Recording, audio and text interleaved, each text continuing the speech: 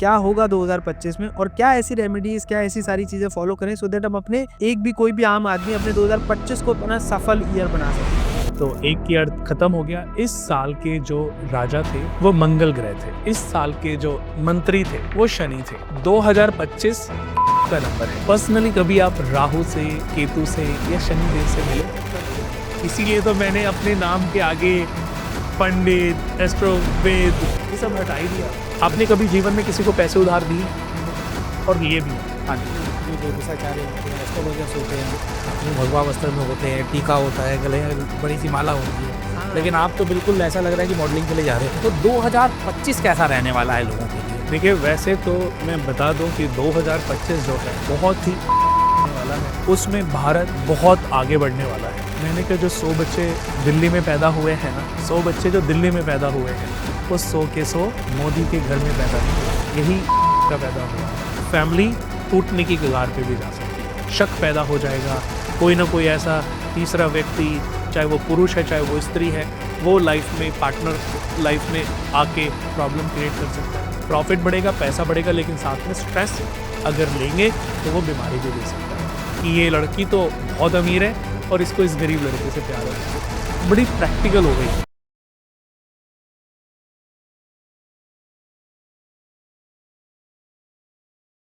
Welcome back to the Ashish and Durvesh talk show. आज हमारे साथ एक बहुत ही खास मेहमान है, कुणाल कुमार, लाइफ डिजाइनर। आप इन्हें लाइफ डिजाइनर के नाम से क्यों जानते हैं? आइए एक छोटी सी बात आपको बताता हूं। आज तक आप अपनी लाइफ की समस्या लेकर या तो एस्ट्रोलॉजर के पास जाते होंगे, या न्यूमरोलॉजिस्ट के पास, या फिर किसी वास्तु कंसल्टेंट के पास, और आपको हर जगह उनके हिसाब से ही आपको समाधान मिलता होगा, जबकि हो सकता है समाधान कहीं और हो, समाधान आपके कर्मों में हो। यहां पर जो कुणाल कुमार जी हैं, आपको आपकी लाइफ को एक्चुअली डिजाइन करके देते हैं। एक्चुअली वो आपकी प्रॉब्लम्स तक जाकर आपको सही सॉल्यूशन देते हैं, ताकि आप अपनी लाइफ को बेहतर बना सके, आप अपनी लाइफ को बेहतर तरीके से डिजाइन कर सकते हैं। और आज हम इनसे जानेंगे कि 2025 में आप अपनी लाइफ को बेहतर कैसे बनाएं। सर, आपका बहुत बहुत नमस्कार। आज तक सर आपके बारे में सुना था बहुत, और आज हम आपसे बहुत सारे सवाल लेने वाले हैं लोगों की लाइफ को डिजाइन करने के लिए। तो तैयार हो जाइए सर। अभी तक 2000 मुझे ये लगता है कि दुनिया के हर इंसान को अपनी लाइफ को डिजाइन करने की जरूरत है। हाँ, बिल्कुल। लाइफ कई बार देखो, हम सोचते हैं कि हम ये कपड़ा पहन ले, हमें तो पसंद आता है ना, यार ये कपड़ा बहुत अच्छा लग रहा है, ये ड्रेस बहुत अच्छी लग रही है, इसको बनवा लेते हैं। लेकिन कभी कभी हम एक अच्छे मास्टर जो दर्जी के पास जब जाते हैं तो वो हमें समझाता है उसके टेक्निकली पॉइंट कि ये ड्रेस आपकी बॉडी के लिए सुटेबल नहीं है। तो ऐसे ही जो एस्ट्रोलॉजी है या न्यूमरोलॉजी है या और भी सारी चीजें हैं, मुझे लगता है कि ये मनुष्य के लिए जरूरी है। बट मैं कई बार ऐसे भी लोगों को देखता हूं कि प्रॉब्लम कहीं और पर है और हम ढूंढ कहीं और रहे। हाँ, सही बात है। तो सर 2024 तो चला गया, अब हमारा एंड होने वाला है बिल्कुल। बट अब हम चाहते हैं कि आज कोई भी व्यूअर जो है ये पॉडकास्ट अगर देख रहा है 2024 में, तो अपने 2025 को बेहतर बना पाए, 2025 को डिजाइन कर पाए। तो सर 2025 के बारे में आपने पूछना चाहूँगा कि कैसा होने वाला है लोगों के लिए, क्या होगा 2025 में, और क्या ऐसी रेमेडीज, क्या ऐसी सारी चीज़ें फॉलो करें सो दैट हम अपने कोई भी आम आदमी अपने 2025 को अपना सफल ईयर बना सके। देखिए, जैसा कि 2024 से 25 में ट्रांजिट हो रहे हैं, हम ट्रांसफर हो रहे हैं, ऐसे समझ लीजिए जी। एक घर से दूसरे घर में जा रहे हैं। बिल्कुल।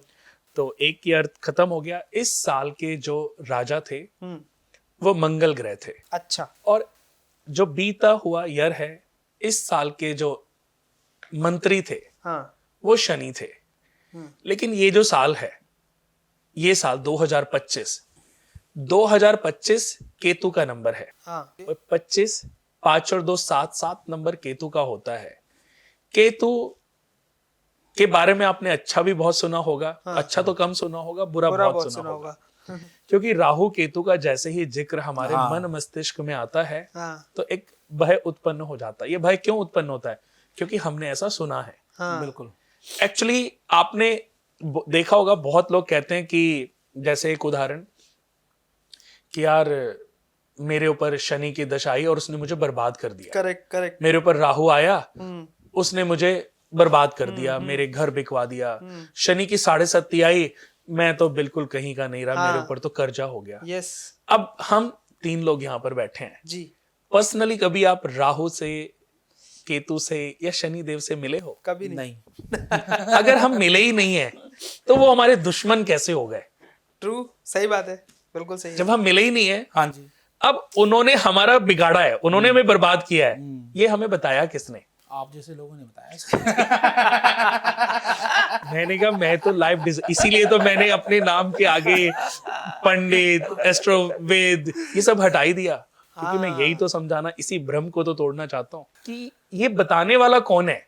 कोई ना कोई जो इन ज्ञान चीजों को- वर्धक। ज्योतिषाचार्य ही है। ज्योतिषाचार्य। कि जी तुम्हारे ऊपर शनि की 7.5 चल रही थी और इसकी वजह से तुम बर्बाद।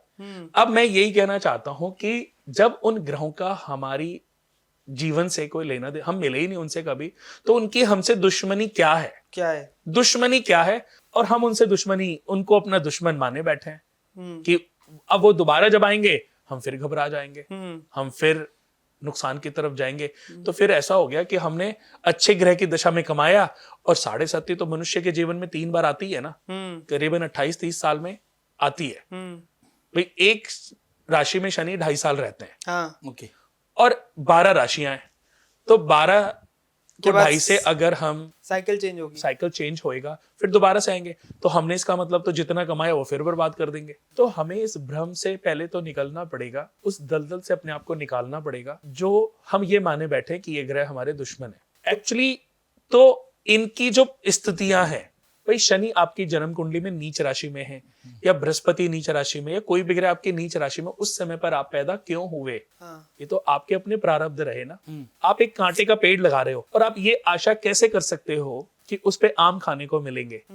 ट्रू, या कर सकते हो? नहीं कर सकते। क्यों नहीं कर सकते? बोया करना ही कुछ और चाहिए। है। कांटे का पेड़ लगाने के बाद आम की आशा करना तो बेवकूफी हुई ना। बिल्कुल सही बात है। ऐसे ही मनुष्य के अपने जो आज के समय पे चल रहे कर्म है, क्या आपको लगता नहीं कि इसका भुगतान कभी ना कभी होना है?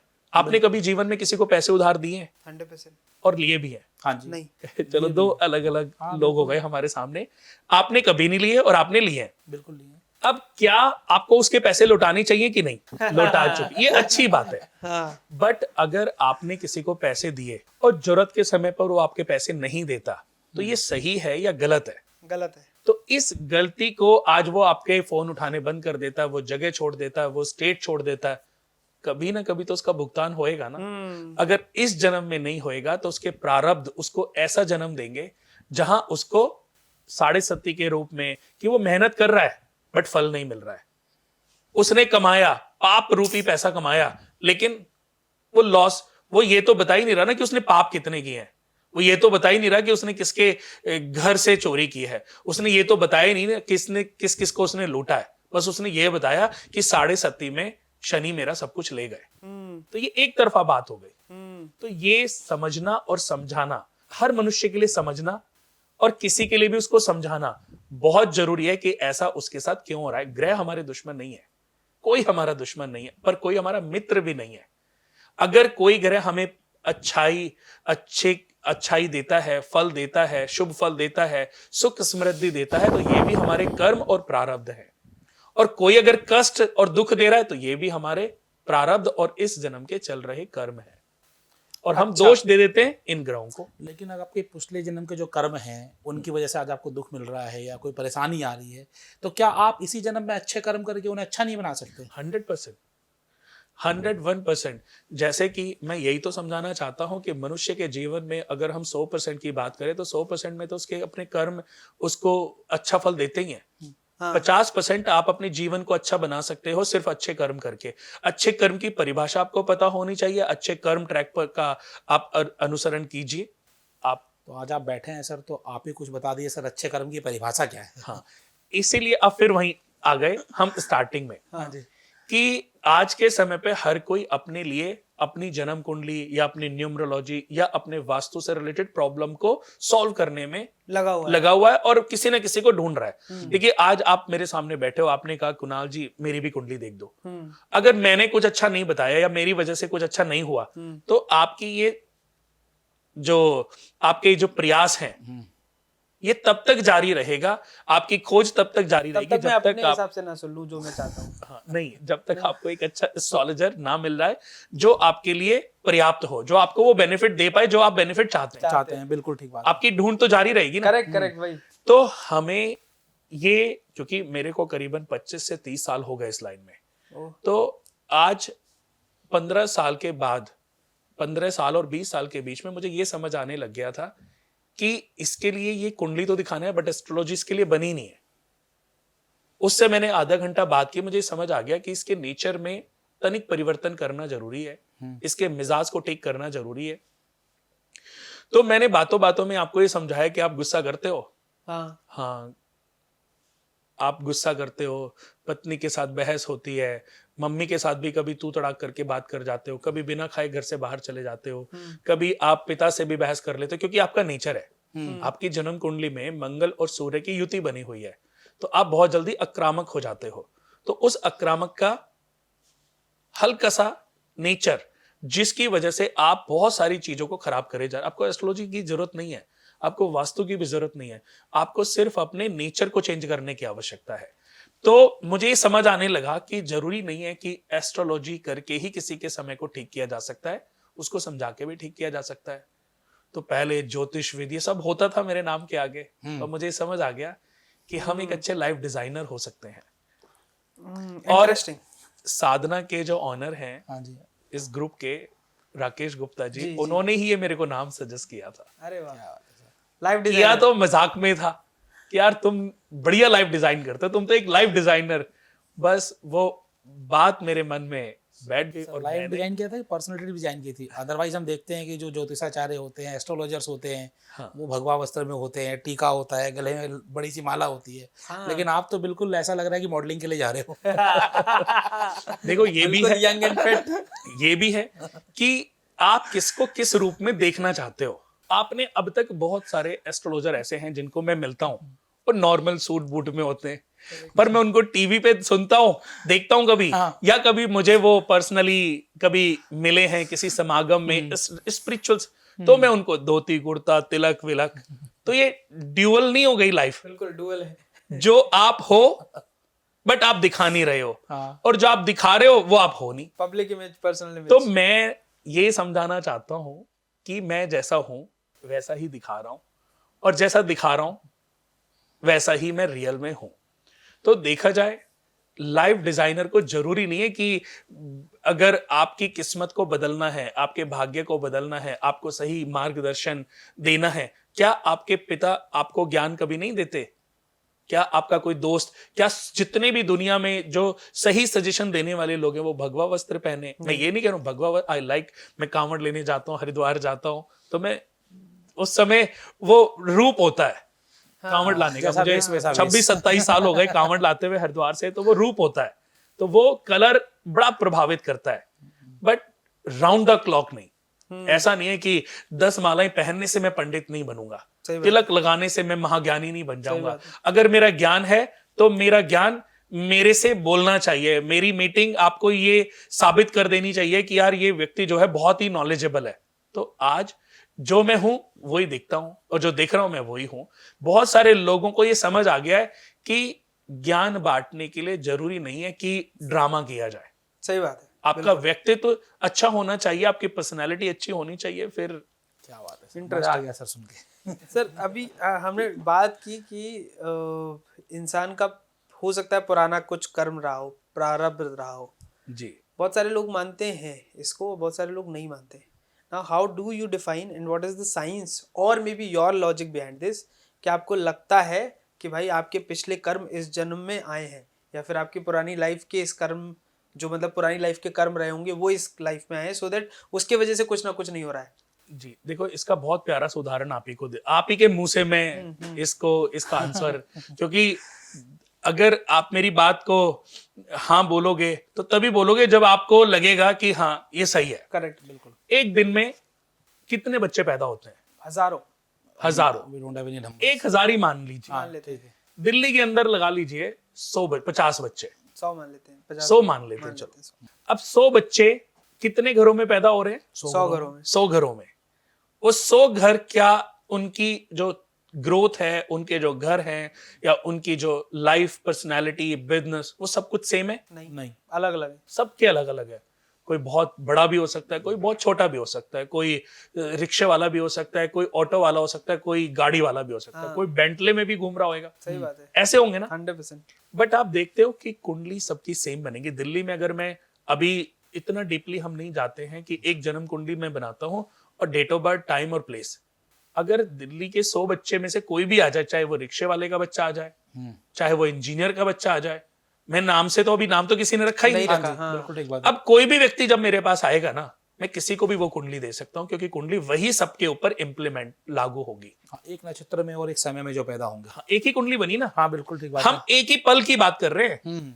हम सेकंड तो छोड़ो, हम पल, हाँ। सेकंड में भी 10 पल, उसकी भी बात कर रहे हैं कि सारे बच्चे, 100 बच्चे उसी पल में पैदा हुए हैं। हम उनकी कुंडलियां तो सेम ही होएगी ना। 100% तो सेम मैंने 100 लोगों ने मुझे ऑर्डर दिया, लेकिन अभी मैंने कुंडलियां सिर्फ 5 बनाई हैं। मेरे पास जो भी आएगा, चाहे वो रिक्शे वाला जाए, चाहे वो ऑटो वाला जाए, चाहे वो, एक ही कुंडली दूंगा। ठीक है, बट आपको नहीं लगता कि सबकी लाइफ अलग अलग है?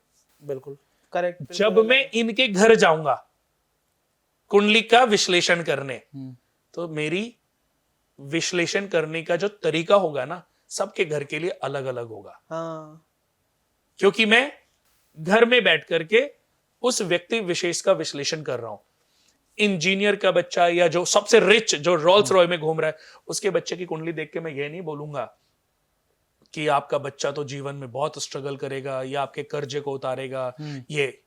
लेकिन एक झोंपड़ी में, फुटपाथ पे जो पैदा हुआ है, उसको कुंडली को देख के कि तुझे तो अभी एक लंबे समय स्ट्रगल करना है।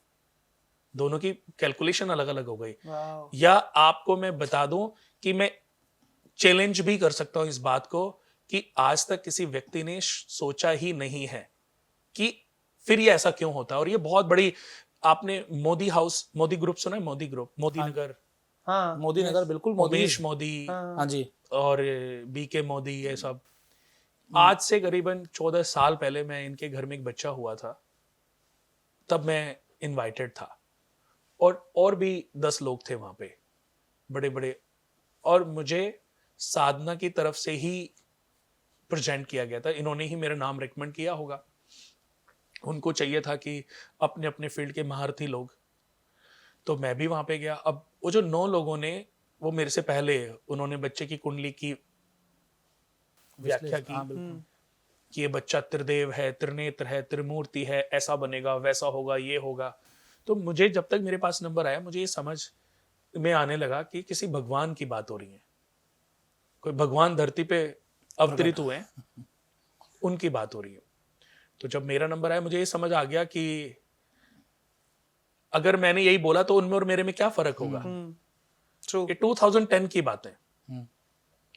तो जब कुंडली मेरे पाई, मैंने बराबर में, क्योंकि मुझे पता ही नहीं था, मैंने सोचा था मुझे अकेले को बुलाया गया है, मुझे नहीं पता था कि इस तरीके से मुझे एक सिंहासन पे बिठाया जाएगा और ऑलरेडी वहां पे 9 सिंहासन लगे होंगे और वहां पर उस बच्चे के बाद, जैसे पुराने समय में राजा महाराजाओं के बच्चे होते थे और अलग अलग जगहों से पुरोहित आते थे और उसकी गुणगान, स्वयंवर टाइप होता है। हाँ, गुणगान होता था ऐसे। बिल्कुल। तो मैंने कहा कि बच्चे की कुंडली में अगर मैं कोई बात गलत बोलूं तो कोई भी जो यहाँ पर बैठे, बड़े बड़े नाम, मैं नाम नहीं ले रहा हूँ, लेकिन बहुत बड़े बड़े नाम थे, ज्योतिष के बहुत बड़े बड़े नाम। हाँ। तो मैंने सिर्फ एक ही क्वेश्चन किया कि एक बात बोली पहले तो, कि मैं इस बच्चे को, मेरे जो इष्ट देव हैं गणेश भगवान, उनकी तरफ से मैं इस बच्चे को आशीर्वाद दे रहा हूँ, उनसे मैं प्रार्थना कर रहा हूँ वो इस बच्चे को आशीर्वाद दे। जय गणेश गिरिजा सुमन मंगल मूल सुजान, कहत अयोध्या दास तुम जब दियो अभय वरदान। उनसे बड़ा अभय वरदान तो कोई दे ही नहीं सकता, ईश्वर से बड़ा। क्या बात है। पर अगर मैं कहीं पर कोई बात गलत बोलूं तो मुझे टोक दिया जाए कि यहाँ पर, कि जिस समय ये बच्चा पैदा हुआ उस समय दिल्ली में और भी 100 बच्चे पैदा हुए होंगे। झोंपड़ी के बच्चे की कुंडली में ला करके अगर इनको बोलूं कि इस बच्चे के बारे में व्याख्या करो, विश्लेषण करो, तो क्या यही सेम विश्लेषण होगा? ये त्रिदेव है, त्रिनेत्र है, त्रिमूर्ति, क्या ये 100 के 100 बच्चे? मैंने कहा नहीं हो सकता। मैंने कहा इस बच्चे की कुंडली में लग्नेश इसके शनि है जो कि 6ठे घर में बैठे हैं और दशमेश मंगल है, कुंभ लग्न कुंडली थी, दशमेश मंगल नीच के 5वें घर में बैठे हैं। तो प्रारंभिक जीवन में तो फादर के लिए बहुत ही कष्टकारक स्थिति लेकर के पैदा हुआ है। मैंने कुंडली का तो विश्लेषण किया, लेकिन फिर बाद में मैंने एक ही बात बोली।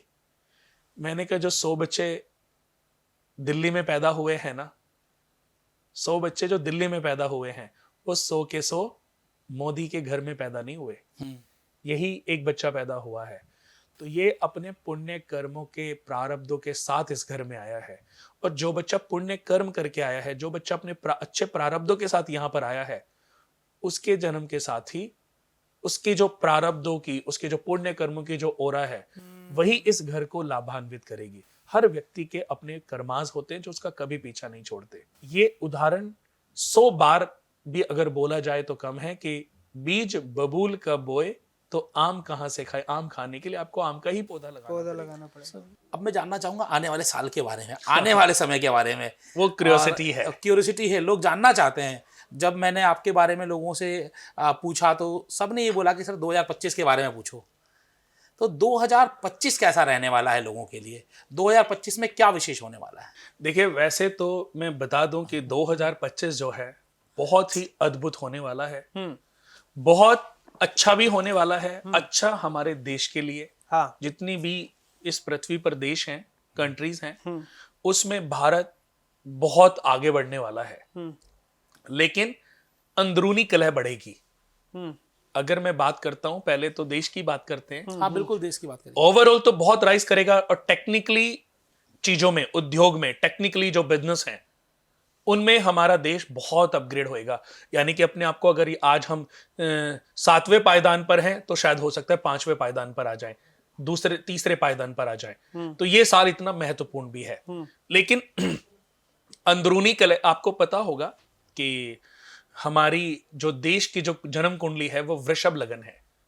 ओके, क्या होता है वो? है लगन होते हैं अलग अलग ना? अच्छा। हाँ, मेरा भी हमारे देश का 12 लगन होते हैं। तो हमारे देश का जो लगन है, जब हमारे देश का नामकरण यानी कि सिग्नेचर हुए थे, जो हमारे देश के पहले राष्ट्रपति थे, तो उन्होंने जो सिग्नेचर किए थे वो रात को 12 बजे किए थे। वृषभ लगन। और उज्जैन के एक बहुत बड़े ज्योतिषाचार्य को बुलाया गया था, उनसे समय निकलवाया गया था। और मेरी भी बड़ी फेवरेट हॉरोस्कोप है वृषभ लगन, क्योंकि अच्छा। कृष्ण भगवान इस लगन में पैदा हुए थे। अरे वाह, बहुत ही अद्भुत लगन चार्ट है। अभी आपको इसकी व्याख्या करूंगा तो आप कहोगे कि हमें तो अपना बच्चा ही वृषभ लगन में। आज बहुत लोग अपने बच्चों का, अगर डॉक्टर कभी कभी ये बोल देता है कि बच्चा सर्जरी से होगा, सिजेरियन होगा, तो वो समय निकलवाते हैं।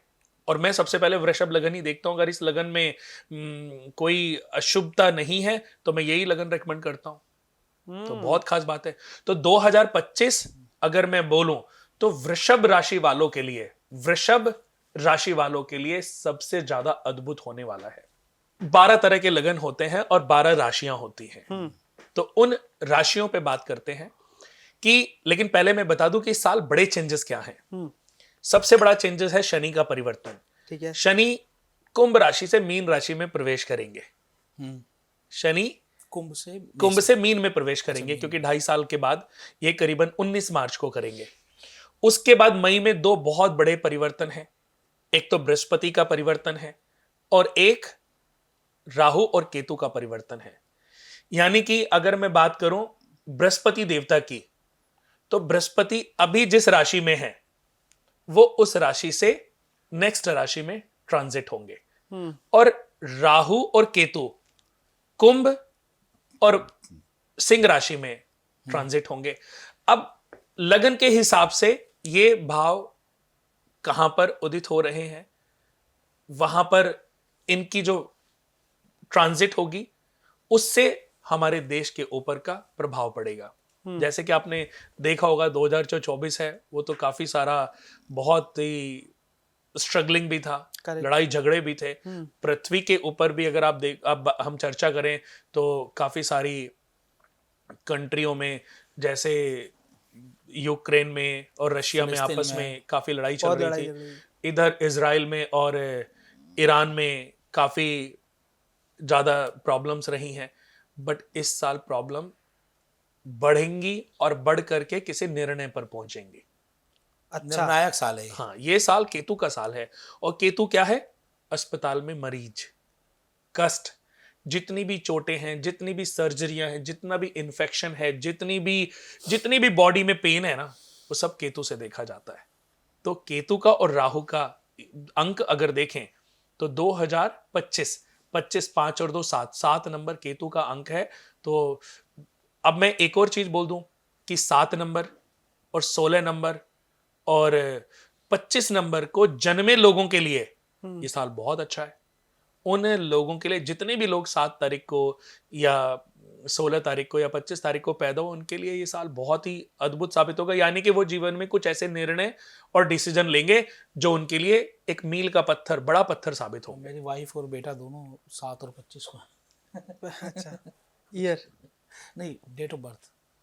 Date of date of birth से ही मैं बात कर रहा हूँ। अच्छा, मैं 23 को हुआ हूँ सर मेरा।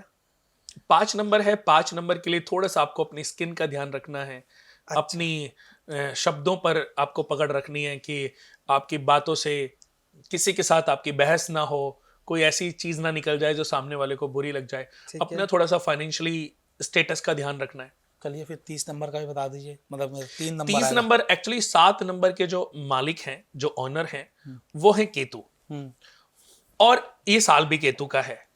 और 30 नंबर के जो टोटल अंक हुआ, ये मूलांक जो हुआ 3 नंबर, 3 नंबर के ऑनर है जुपिटर। तो जुपिटर के लिए भी ये साल, क्योंकि जुपिटर केतु के गुरु है। केतु अगर स्वराशि या उच्च राशि की बात करें तो धनु राशि में उच्च के होते हैं और मीन राशि में स्वग्रही होते हैं। ओके। जब भी शनि का गोचर धनु या मीन में आएगा, उस समय ये सबके ऊपर लाभान्वित अपनी कृपा दृष्टि बनाए रखते हैं। वो सबसे बेस्ट टाइम होता है। लेकिन अभी कुंभ और सिंह में रहेंगे, तो इसके लिए थोड़ा तो देखो, क्योंकि सिंह राशि में शत्रु हो गए, और सिंह राशि में तो सूर्य की राशि है, सूर्य का घर है, और सूर्य के साथ राहु और केतु दोनों की ही जो रिलेशनशिप है वो अच्छी नहीं है, मित्रता नहीं है। लेकिन कुंभ राशि में अगर मैं बात करूं तो राहु की पोजीशन बहुत अच्छी होगी, और ये मई में चेंज होने वाला है। मई में ये राशि परिवर्तन होगा, मई में गोचर करेंगे कुंभ और सिंह में। तो जितने भी लोगों का वृषभ लगन और उनकी कुंभ राशि है, तो उनके लिए तो ये इतना बढ़िया साल है, इतना बढ़िया साल है कि वो इतिहास रचने वाले। जितने भी लोग, अगर मैं वृषभ लगन की बात करूं तो, क्योंकि वृषभ लगन वाले बहुत कम समय में बहुत जल्दी बुलंदियों पे पहुंचते हैं, अपने आप को अपग्रेड करते हैं। ये तो वृषभ लगन नहीं है भाई। 2 नंबर देखिए लगन। बोल रहा हूँ। तो ऐसे में क्या होता है कि जितने भी लोगों का वृषभ लगन है, ये लोग बहुत तेजी से आगे बढ़ेंगे और अपनी अचीवमेंट्स, जो लोग दूसरे लोग जो 10 साल में अचीवमेंट पाएंगे, ये लोग 1 साल में 2 साल में वो चीजें कर जाएंगे। इनको अपॉर्चुनिटीज बहुत मिलेंगी। तो 4 बहुत बड़े परिवर्तन होने जा रहे हैं, राहु केतु का, बृहस्पति का और शनिदेव का। और ये साल कुछ लोगों के लिए, कुछ राशियों के लिए थोड़ा सा स्ट्रगल में होगा। मेरा अगला कुछ सवाल लोगों यही का होने वाला है हाँ, कि किन किन आखिरकार के लिए होगा ऐसा? किन किन के लिए कष्टदायक है ये साल? बुरा समय होने वाला है। देखे, ये स्थिति, ये राशियों पे डिपेंड करता है, ये लगन पे डिपेंड और करता एक इसमें और ऐड करना चाहूंगा कि बुरा अगर है फॉर एग्जांपल, तो ऐसी क्या रेमेडीज वो रेमेडीज आएंगे हम। उनके लिए हो, सो दैट वो अपना समय जो है वो अच्छा कर पाए। है। जी देखो, जैसे कि 14 मई को बृहस्पति जो है वो ट्रांजिट होंगे, मिथुन राशि में गोचर करेंगे, वृषभ राशि से मिथुन राशि में गोचर करेंगे, अप्रोक्स 1 साल तक रहेंगे। और 18 मई को राहु और केतु का गोचर जो है वो सिंह राशि में और मीन राशि में होगा। अब जब सिंह और मीन राशि में जाएंगे, यानी कि 5 नंबर जिसका भी जिस भाव में होगा, उस भाव के कष्ट उस जातक को देखने को मिलेंगे। जैसे कि अभी हम एक उदाहरण ले रहे हैं, अपने देश का ले लेते हैं। देश की कुंडली वृषभ लगन कुंडली बन गई। अब इसमें गोचर शनि कहां चले गए? प्रॉफिट हाउस में। ठीक है। बृहस्पति कहां चले गए? धन के घर में। और राहु केतु कहां चले गए? 4th हाउस में और 10th हाउस में। राहु 10th हाउस में और केतु 4th हाउस में। पैसा बहुत आएगा, प्रॉपर्टियां खरीदने के योग बनेंगे। लेकिन जब प्रॉपर्टी खरीदेंगे तो कोई ना कोई आपके साथ चीटिंग कर जाएगा। अच्छा, अगर मैं देश की बात करूं तो एक्सपोर्ट इंपोर्ट में हमारा जो देश है वो 3rd से, वो 7th पायदान से 3rd पायदान पे आ जाएगा, 10th पायदान से 5th पायदान पे आ जाएगा। यानी कि अपने आप को अपग्रेड करेगा एक्सपोर्ट इंपोर्ट में। और जितने भी लोग बाहर से रिलेटेड काम करते हैं, वो कोई भी राशि क्यों ना हो, किसी का समय थोड़ा ज्यादा और किसी का समय थोड़ा कम, बट अच्छा होने वाला है। अच्छी, अभी हम राशियों पे बाद में आएंगे या लगन पे बाद में आएंगे, कुछ के लिए मैंने कहा बहुत अच्छा और कुछ के लिए कम, जो एक्सपोर्ट करते हैं, अच्छा, यानी कि अपने देश की बनी हुई चीजों को बाहर बेच रहे हैं या ट्रैवल कर रहे हैं। ट्रैवल करना भी बहुत अच्छा है। राहु केतु के समय में ट्रैवल जरूर करना चाहिए। एक देश से दूसरे देश, यानी कि समुद्र के पार की जो यात्राएं हैं वो व्यक्ति को बहुत लाभ देती हैं। अब अंदरूनी बात करते हैं, क्योंकि राहु तो अच्छे बैठे हैं ना, इसलिए मैंने कहा एक्सपोर्ट इंपोर्ट बहुत अच्छा है। कोयले के रेट बढ़ेंगे, लोहे के भी प्राइस आफ्टर मई देखोगे प्राइस अपग्रेड हो जाएंगे। अच्छा, आफ्टर मई जो है प्रॉपर्टियों के रेट थोड़े से अपग्रेड होंगे, लेकिन प्रॉपर्टियां बिकेंगी नहीं। घरेलू मामलों पर, अंदरूनी मामलों पर, अंदरूनी जो बिजनेस चल रहा है ना देश के अंदर, उसमें कंट्रोवर्सी पैदा होंगी, आपस में रिलेशन खराब होंगे, पेमेंट को लेकर के जो लोगों की कमिटमेंट्स हैं वो फुलफिल नहीं होंगी, पैसे की टाइटनेस बहुत रहेगी। फोर्थ हाउस किस चीज का है?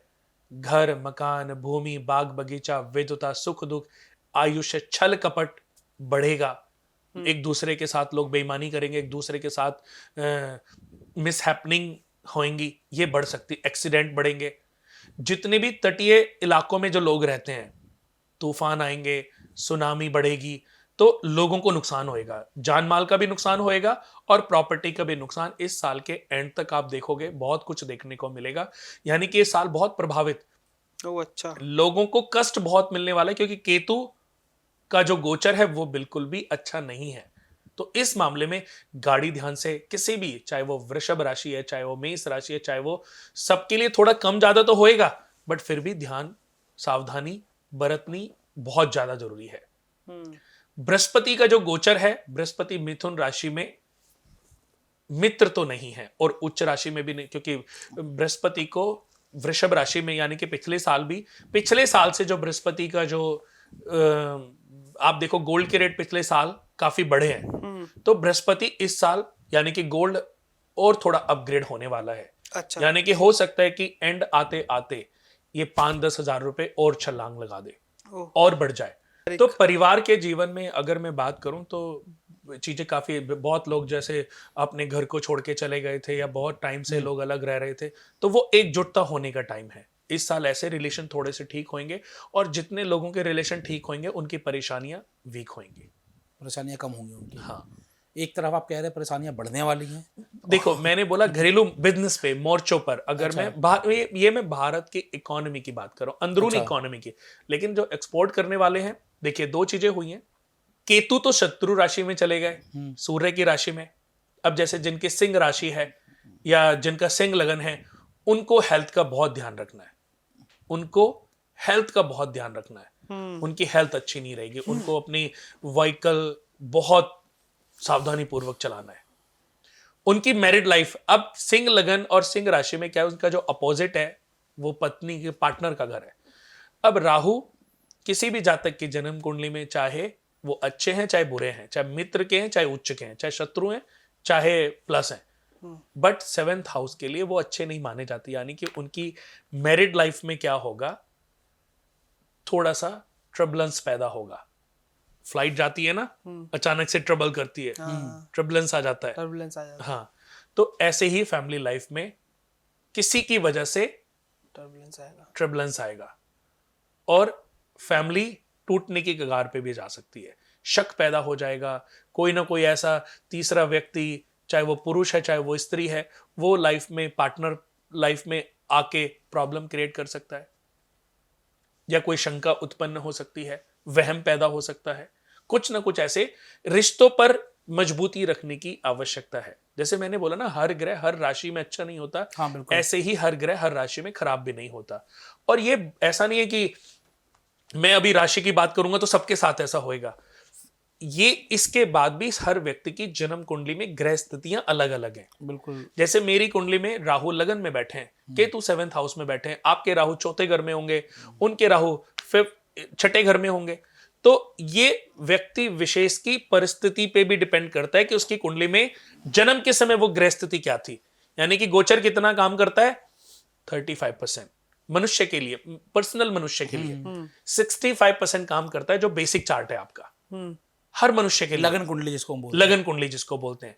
तो 65% तो बेसिक चार्ट हो गया, 35% गोचर हो गया। गोचर इफेक्ट तो कर रहा है, लेकिन भारत के ऊपर ये 50 से भी ज्यादा काम करेगा। यानी कि इस साल का गोचर, अगर आप पैसे कमाना चाहते हो तो एक्सपोर्ट इंपोर्ट से बहुत पैसे कमा सकते हो। बहुत बढ़िया। तो अगर हम कुछ उपाय जाने तो 2025 में ऐसे कौन सी रेमेडीज करें जिनके लिए साल थोड़ा सा कष्टदायक है, वो ऐसी क्या रेमेडीज देखो, करें कि वो जैसे अच्छा कर सबसे सकें? पहले तो मैं राशियों पे बता दूं कि बिल्कुल, अगर हाँ। मैं मेष राशि की बात करूं तो मेष राशि में 5th हाउस, यानी कि इन लोगों का बिजनेस पॉइंट तो बहुत बढ़िया रहेगा। बिजनेस पॉइंट में ये बहुत तरक्की करेंगे, बट इनको हार्ट का और बीपी का ध्यान रखना है, क्योंकि अच्छा। केतु इनकी कुंडली के 5th हाउस में गोचर कर रहे हैं। 5th हाउस से व्यक्ति की हेल्थ देखी जाती है। राशि और लगन में दोनों बात कर रहा हूं। ये 5th हाउस जो है व्यक्ति का हृदय का भी भाव है, बुद्धि का भाव है, संतान का है, पिता का है। बुद्धि, ज्ञान, भावुकता, संतान, पेट की समस्याएं बढ़ सकती हैं। लेकिन प्रॉफिट का 11वां घर, और राहु को तीसरे, छठे, 11वें घर में अच्छा माना गया है। और ऑलरेडी शनि जो राहु का जो गोचर है वो 11वीं राशि में होगा। यानी कि मार्च से पहले की जो परिस्थितियां हैं वो अलग होंगी। मार्च के बाद उनकी जो प्रॉब्लम है वो हार्ट, बीपी की थोड़ी सी बढ़ सकती हैं। यानी कि कोई भी छोटी भी प्रॉब्लम होती है तो सावधानी बरतनी है। प्रॉफिट बढ़ेगा, पैसा बढ़ेगा, लेकिन साथ में स्ट्रेस अगर लेंगे तो वो बीमारी भी दे सकता है। पर्सनल रिलेशन की मैं बात करूं तो मेष राशि वालों के लिए अच्छा है। पर्सनल यानी कि अपनी पत्नी के साथ की अगर मैं बात करूं, क्योंकि क्या है कि जब पैसा कमाओगे ना तो आप अपना पैसा पत्नी पे खर्च कर दोगे, उससे आपका रिलेशन मजबूत होएगा। हेल्थ के पॉइंट ऑफ व्यू से आपको सिर्फ हार्ट, बीपी का ध्यान रखना है, और बिजनेस के पॉइंट ऑफ व्यू से आप जो बिजनेस कर रहे हैं उसमें आपको प्रोग्रेस मिलेगी, क्योंकि जो शनि है मेष राशि में 12वें घर में है, गोचर करेंगे।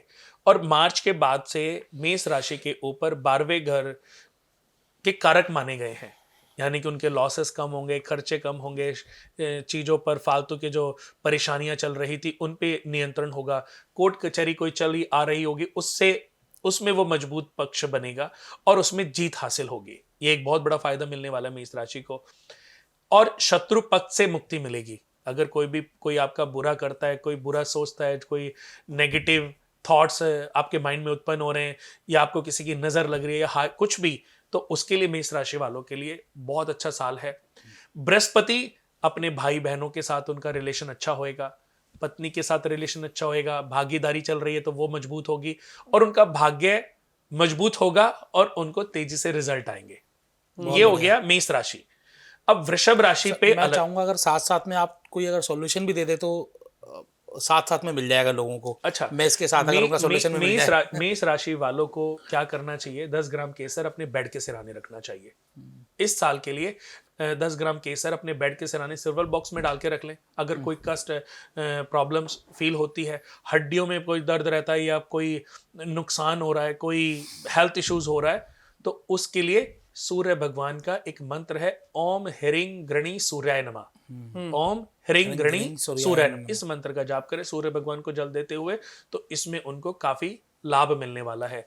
और महीने के पहले शनिवार 8 समोसे खरीदें तले हुए, और जरूरतमंद लोगों को दे दें। कोई गरीब है, जरूरतमंद है, उसको शनिवार, हाँ, मैं बहुत ज्यादा नहीं कह रहा हूँ, सिर्फ 8 समोसे की बात कर रहा हूँ, तो 8 समोसे दे दें।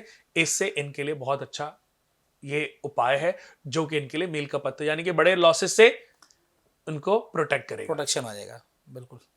अब वृषभ राशि की बात करते हैं, वृषभ लगन की बात करते हैं। देखो, वृषभ राशि और लगन में क्या है कि बृहस्पति चले गए दूसरे घर में, धन बढ़ने वाला है, पैसा, कहीं किसी को पैसा उधार दे रखा है वो पैसा आने वाला है, रिकवरी होने वाली है। ओके। परिवार के साथ रिलेशन अच्छा होएगा, तो ये चीज उनको बहुत फायदा देगी। प्रॉपर्टी अगर खरीदने जा रहे हैं तो कोई डिस्प्यूट पड़ सकता है, कोई एग्रीमेंट गलत हो सकता है, कोई आपके पैसे लेके भी भाग सकता है। आप पैसा तो कमाओगे, लेकिन कोई प्रॉपर्टी खरीदी तो कोई वो सावधानी बरतनी है। मदर के साथ रिलेशन का ध्यान रखना, उनकी हेल्थ इश्यूज हो सकते हैं, उनके साथ बहस करने से बचें। जितना बहस करेंगे उनको हेल्थ इश्यूज बढ़ते चले जाएंगे। तो और गाड़ी का एक्सीडेंट भी छोटा मोटा हो सकता है, तो व्हीकल बहुत सावधानी पूर्वक चलाना है। बिजनेस बढ़ेगा, प्रॉपर्टियां बढ़ेंगी। भाई 10 में से 2 में कमियां होंगी, 2 में गलत होगी डिसीजन होंगे, सावधानी पूर्वक लेंगे तो 10 की 10 बढ़ जाएंगी। बिजनेस बहुत अच्छा होएगा, फायदा मिलेगा। और इस साल पिछले 10 सालों से अगर कंपेयर करेंगे ना तो सबसे अच्छा पैसा कमाने वाले हैं। हाँ, वृषभ का साल आपने बताया ही। हाँ, वृषभ का तो ये साल है, उनके तो सारी प्रॉब्लम रिजॉल्व होने वाली है। अब बृहस्पति भी उनका देखो दूसरे घर में चला गया, राहु 10th घर में चला गया, शनि एकादश घर में चला गया, तो ये पोजीशन ही बहुत अच्छी है। अब सिर्फ केतु की पोजीशन के लिए उनको भी केसर का तिलक अपनी नाभि पे लगाना चाहिए, ओके, माथे पे लगाना चाहिए या कंठ पे लगाना चाहिए। राहु के लिए 4 किलो कोयला खरीद के किसी जो भट्टी का काम करते हैं लोग, जैसे छोटे ढाबे लेके बैठे हैं, उनको दान कर दें। ओके, ऐसे जरूरतमंद इंसान को अगर कोई कोयले वाला काम करता है तो उसको दान कर दें। अगर ये नहीं कर सकते तो 4 नीले पुष्प लें, सरस्वती माता को अर्पित करें और 4 दिन लगातार करें, और चौथे दिन सारे पुष्प किसी भी पीपल की वृक्ष की जड़ में रख दें या बहते हुए पानी में जल प्रवाह कर दें। और शनि के लिए बहुत अच्छा उपाय है कि 8 शनिवार पीपल के पेड़ पे दीपक जलाएं और शाम को उसी पेड़ की जड़ में 4 मुखी दीपक जला दें। तो ये वृषभ राशि वालों के लिए बहुत अच्छा उपाय है। इनके लिए इस साल का जो लकी कलर है वो व्हाइट है, और जो अंक का प्रयोग है इनको 6 नंबर और 8 नंबर का प्रयोग इनको करके लाभ मिलने वाला है। पूरी लाइफ डिजाइन कर दी आपने इनकी। देखो, मैं ये नहीं कह रहा हूं कि ये सबके लिए है। अभी कोई दूध पीता बच्चा होगा, हाँ, ठीक, उसकी भी तो राशि, उसका भी तो लगन होगा ना। true. तो हर व्यक्ति की लाइफ में, हर व्यक्ति की एज में इनका अलग अलग प्रभाव पड़ता है। ये जो राशियां हैं, ये जो लगन चार्ट हम बातें करें गोचर, ये किसी भी मनुष्य के जीवन में 35% काम करता है। यानी कि उनको 35% भी अगर मजबूती मिल गई तो इतना भी, क्योंकि बेसिक कुंडली भी तो अच्छी होगी ना, तो बेसिक कुंडली के आधार पर ये उनके लिए मील का पत्थर साबित होगा। यानी कि अगर वो पिछले कई सालों से स्ट्रगल कर रहे हैं तो इस साल उनका स्ट्रगल खत्म होएगा और उनकी सभी मनोकामनाएं जो है वो पूर्ण होने वाली हैं। और जनवरी, फरवरी, मार्च में थोड़े से इश्यूज हैं इनके लिए भी, थोड़े से इश्यूज हैं, लेकिन मार्च के बाद, फिर मई के बाद, यानी कि इस साल के अंत के आते आते इन लोगों की लाइफ बदल जानी है। ऐसे मिथुन लगन में, बृहस्पति लगन में आ गए, ये लोग सात्विक हो जाएंगे। ऐसे लोगों को शराब पीने से बचना चाहिए। इनका व्यवहार अच्छा हो जाएगा, इनका नेचर, इनकी व्यक्तित्व, इनकी पर्सनैलिटी चेंज होगी। उसके बाद राहु इनकी जन्म कुंडली के 3रे भाव में, राहु 9वें भाव में आ गए और केतु 3रे भाव में आ गए, तो इनका संबंध अपने भाई बहनों के साथ खराब हो सकता है। इनके भाई बहनों को कुछ कष्ट उत्पन्न हो सकते हैं। तो बहुत ज्यादा अपने भाइयों के साथ लड़ाई झगड़ा ना करें, यानी कि उसका खामियाजा दोनों को भुगतना पड़ सकता है। विदेश की कोई ट्रिप मिलती है तो जरूर करें, यानी कि विदेश, अपने जन्म स्थान से दूसरी कंट्री में विदेश यात्रा करने से लॉसेस खत्म हो जाएंगे। यानी कि अगर किस्मत में लॉस होने का योग है तो समुद्र के पार की यात्रा आपको उन लॉसों से बचा सकती है। अच्छा। तो ये बहुत ही एक अच्छी चीज है कि जो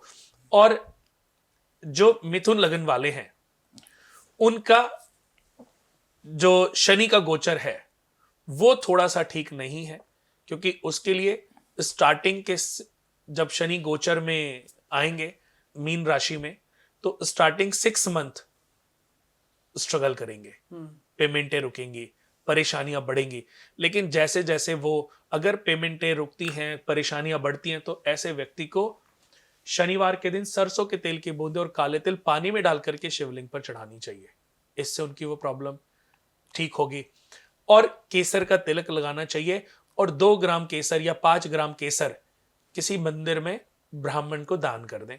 और किसी मंदिर के बाहर जितनी अपनी एज है उतने केले खरीदें और बांट दें, या 1 दर्जन केले बांट दें, जरूरत के, मतलब अपनी हैसियत के हिसाब से, पर जो कर सकता है वो जरूर करें। आप तो बिल्कुल ही ऐसे उपाय बता रहे हैं जो कोई भी आसानी से कर सकता है। देखो, उपाय वही करना चाहिए कि आपके लिए वो उपाय हो, हाँ, और उसका बेनिफिट किसी को मिल जाए। बिल्कुल ठीक बात है।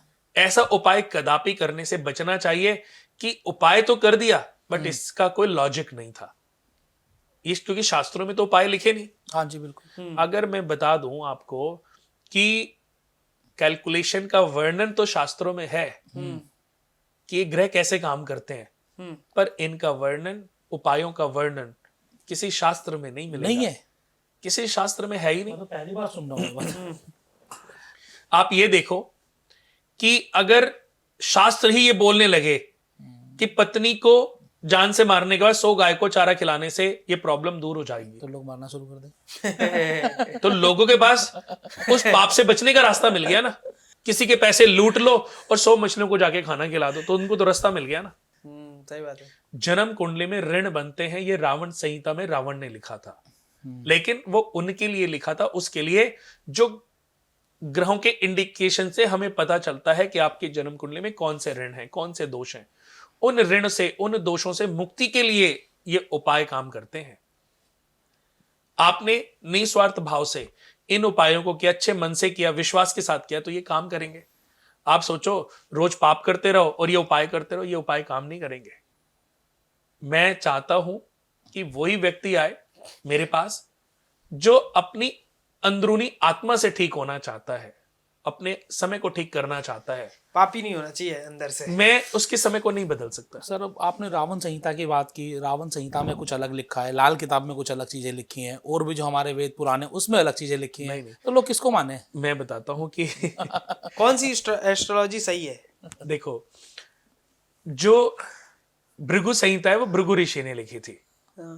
ज्ञान की कमी होने की वजह से हम इन चीजों पर डिबेट ठीक से नहीं कर पाते कि भृगु ऋषि ने भृगु संहिता लिखी थी, जो कि सबसे पहला ग्रंथ था, पहला शास्त्र लिखा गया है ज्योतिष के ऊपर। लाल किताब उसके बाद लिखी गई है, जो सूर्य नारायण भगवान ने लिखी थी, क्योंकि सूर्य नारायण भगवान को तो अंतरिक्ष का, ब्रह्मांड का संपूर्ण ज्ञान प्राप्त था। तब उन्होंने जो अदिति माता के पुत्र हुए हैं, सूर्य भगवान जो है कश्यप ऋषि और अदिति माता के पुत्र हैं, जिन्होंने, पहले इनका नाम था भास्कर। जब इनका जन्म अदिति माता के गर्भ से हुआ तब इनका नाम सूर्य पड़ा। क्योंकि ये प्रत्यक्ष देवता हैं तो इनको सूर्य नारायण भी कहा जाता है।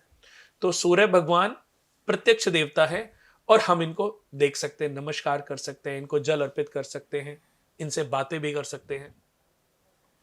तो ऐसे ही सूर्य भगवान ने लाल किताब का निर्माण किया था, जो कि एक ज्योतिषीय ग्रंथ था। इसको भी शास्त्र रूपी माना गया। बाद में ये अपनी सेवा से प्रसन्न होकर इन्होंने ये जो लाल किताब थी, ये जो इनकी सेवा कर रहे थे अरुण देवता, अरुण और गरुड़, अरुण और गरुड़ ये दोनों सगे भाई हैं, जो कि विनीता के पुत्र हैं। कश्यप ऋषि और विनीता के पुत्र हैं। गरुड़ देवता विष्णु भगवान की सेवा में चले गए और अरुण देवता सूर्य भगवान की सेवा में आ गए। तो अरुण देवता को दे दी। अरुण देवता ने ये लाल किताब रावण को दी थी, जब रावण ने एक बार युद्ध के लिए सूर्य भगवान को का आवाहन की, उनको ललकारा था युद्ध के लिए। तब अरुण देवता ने ये शास्त्र, ये बुक जो है लाल किताब, रावण को ये कह करके दी कि इनसे युद्ध करके तो तू जीत नहीं सकता, क्योंकि सारे देवता भगवान हस्तक्षेप करेंगे, बट इससे बहुत समय का नुकसान होगा। तो मैं, अगर तू ये युद्ध का विचार त्यागेगा तो मैं तुझे एक ऐसा शास्त्र दूंगा जिससे तू अपनी कई पीढ़ियों को तार सकता है। जब रावण ने लाल किताब पढ़ी तब उसने रावण संहिता लिखी, उसने योगों की रचना की। योग क्या होते हैं? जैसे कि उदाहरण देता हूं, चाय बनाने के लिए क्या क्या चीजें चाहिए होती हैं? चीनी, चाय दूध, पत्ती, दूध, पानी, चीनी, चाय पत्ती, अदरक, इलायची, कुछ लौंग। चीजों का मिश्रण है ना। हाँ, ये मिश्रण यानी कि कॉम्बिनेशन, ये कॉम्बिनेशन ही योग है। जब राहु और चंद्रमा मिलते हैं तो ये चंडाल योग बनाते हैं, बट यही चंद्रमा जब शुक्र के साथ मिलते हैं तो जैमिनी राजयोग बनाते हैं।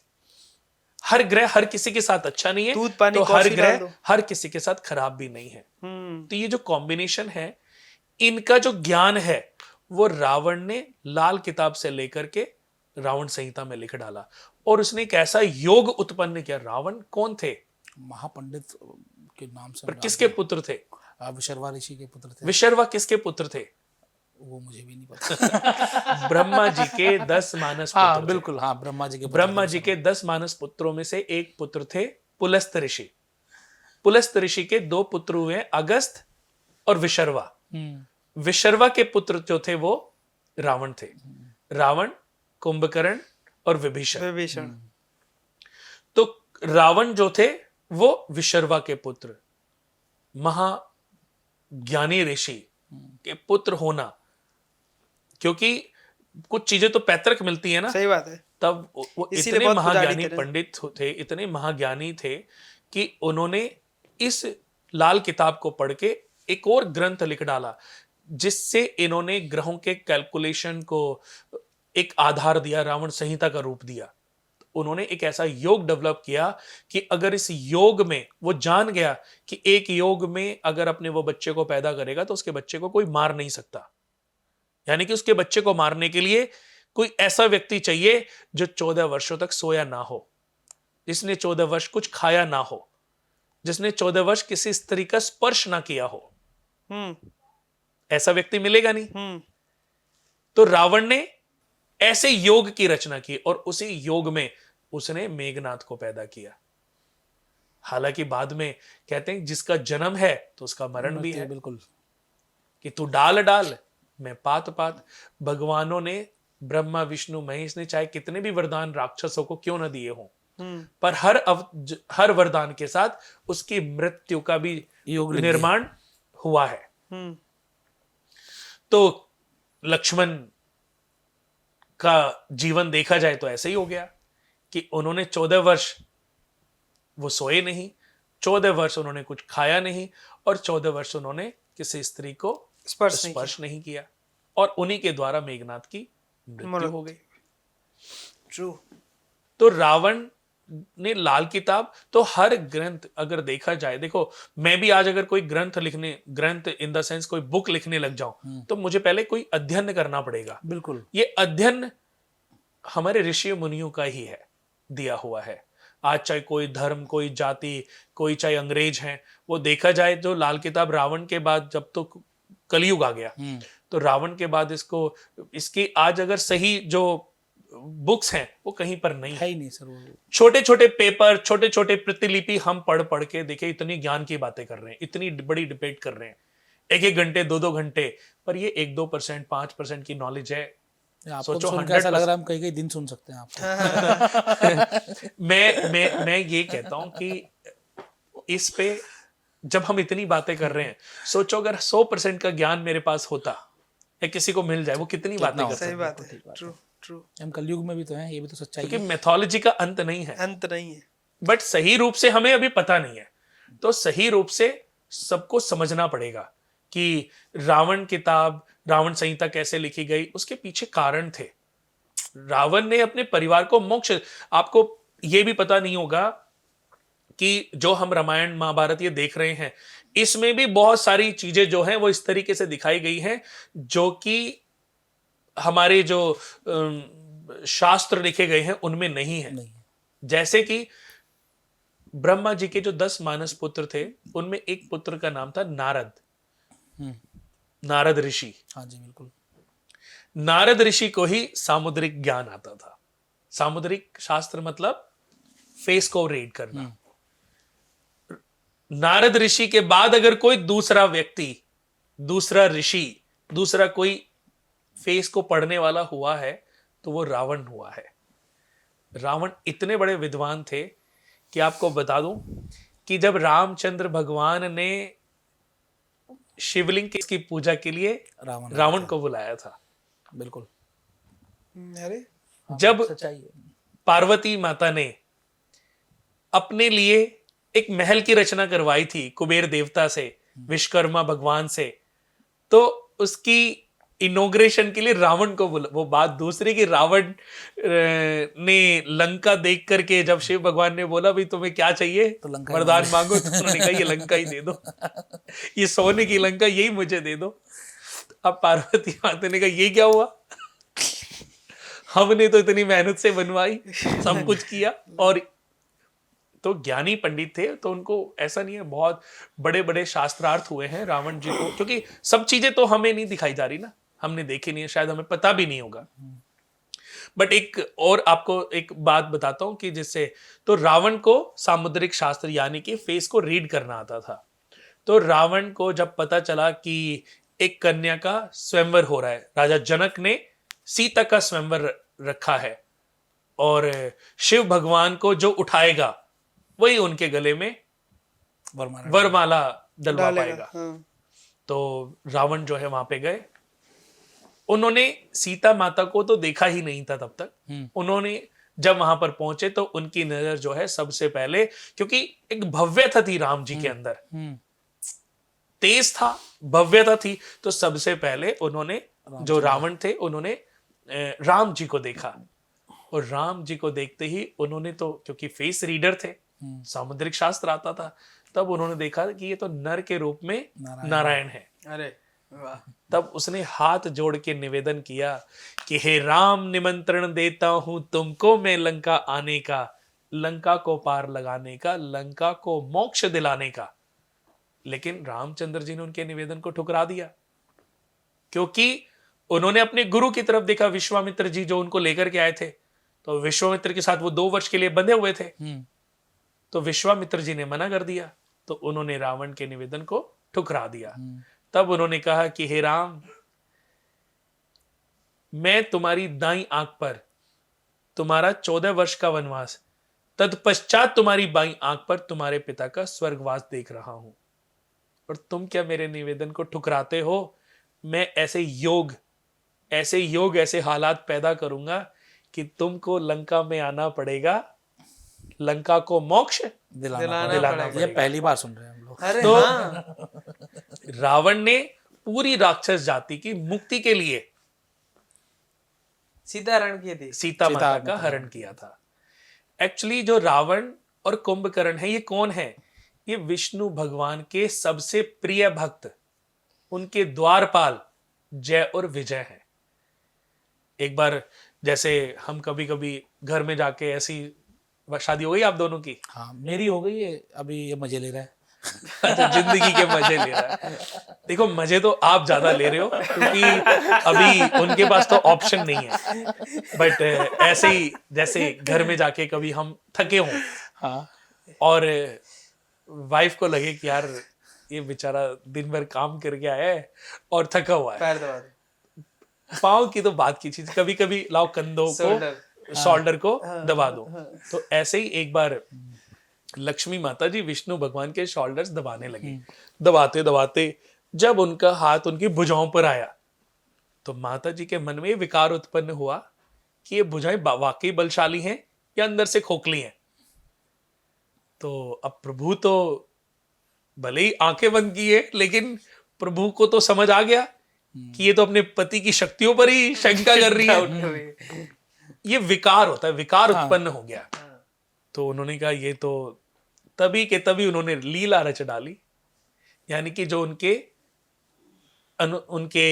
लोक में किसी भी समय जिनको आने की अनुमति स्वयं ब्रह्मा विष्णु महेश ने दे रखी थी सनकादिक ऋषियों को, सनत, सनंदन, सनातन, सनत कुमार, जो 4 ऋषि कुमार थे जिनको चारों वेदों का ज्ञान था, वो 4 ऋषि कुमार आए।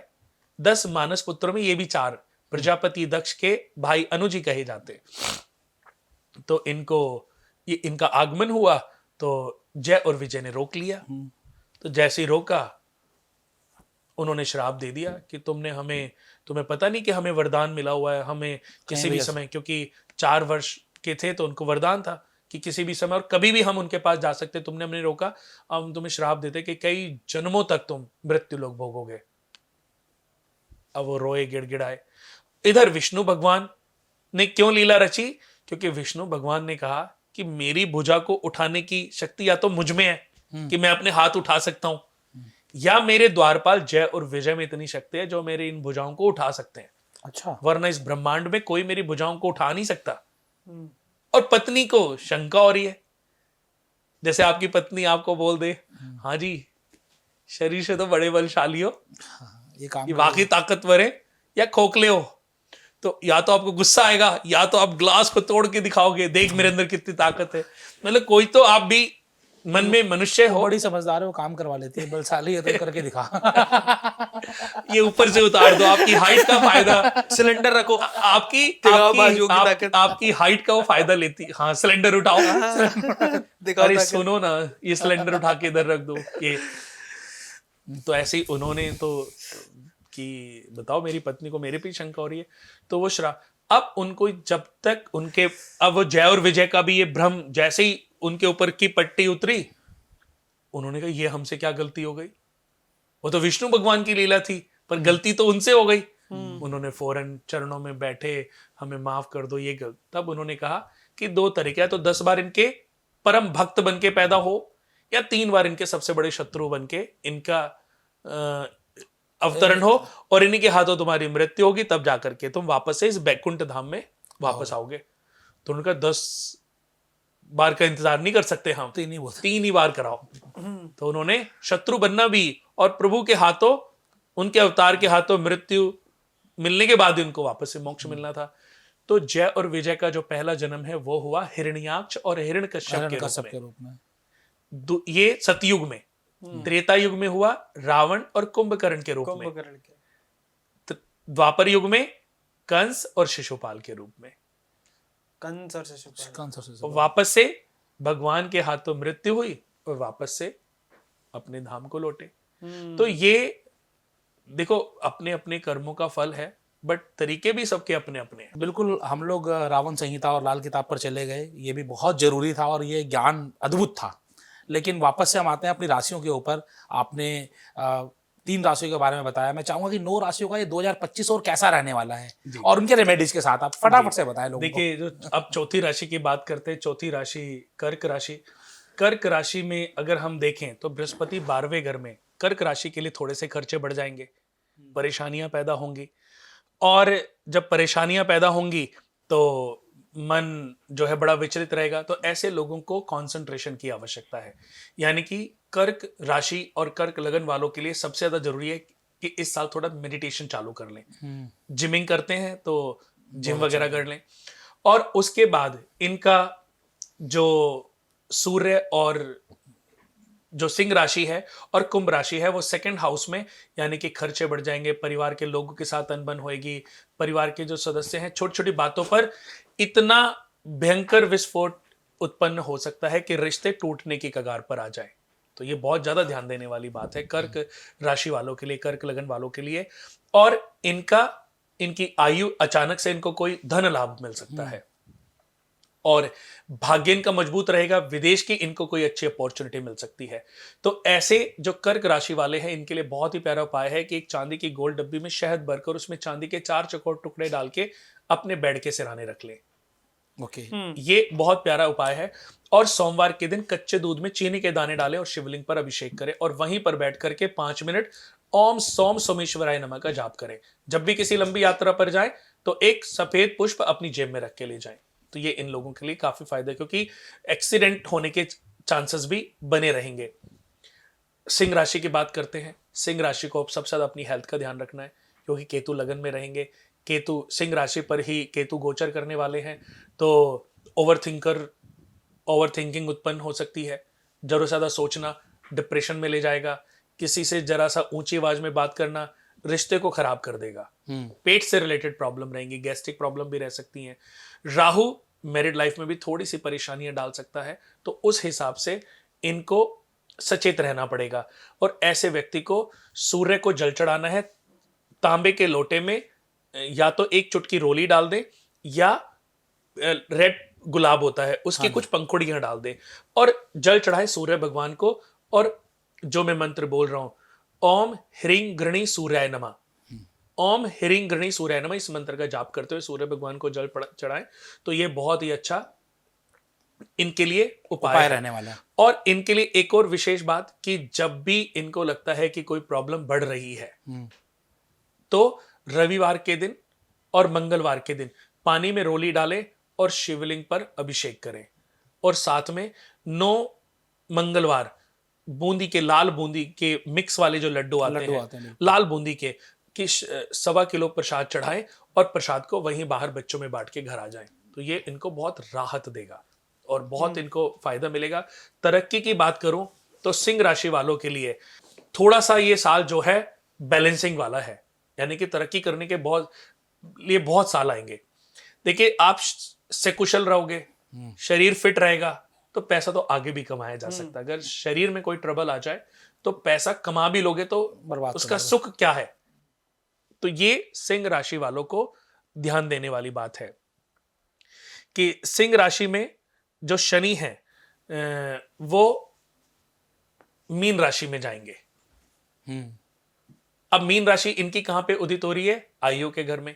तो आयु इनकी अच्छी रहेगी, इनको जो पुरानी कोई लंबी बीमारी थी उसका कोई रास्ता मिलेगा, लेकिन थोड़ी सी कटुता, रिश्तों में कटुता आ सकती है अपने परिवार के लोगों के साथ जिनसे अलग रहते हैं।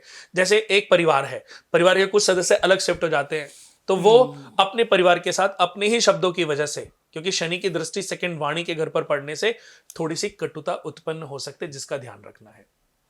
तो ये ध्यान रखेंगे तो आगे का जीवन बहुत अच्छा रहेगा। अब बात करते हैं कन्या राशि पर। कन्या राशि में 12वें घर में केतु है, 6ठे घर में राहु है। रोग ऋण शत्रुओं से मुक्ति मिलेगी।